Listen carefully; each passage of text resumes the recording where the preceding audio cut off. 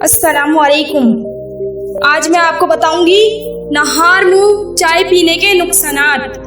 अगर आप मेरे चैनल पे नए हैं तो मेरे चैनल को सब्सक्राइब करें ताकि मेरी आने वाली नई वीडियो आपको मिल सके।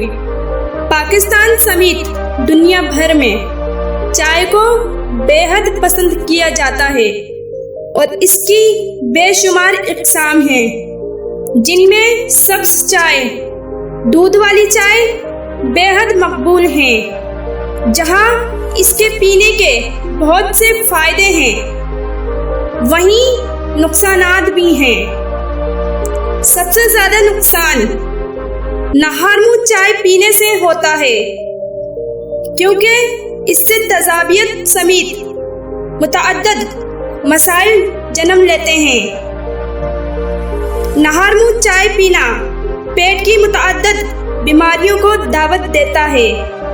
अगर सुबह सवेरे उठते ही नाश्ते में पहले चाय पी जाए तो इससे मैदे की तेजाबियत बढ़ती है, जो सीने में जलन, बदहज़मी और डकार आने की वजूहात बनती है। चाय को खाली पेट पीने से जिस्म में पानी की कमी हो जाती है।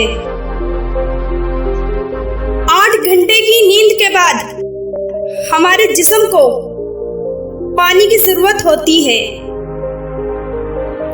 क्योंकि इस दौरान जिस्म को पानी मुहैया नहीं हो पाता।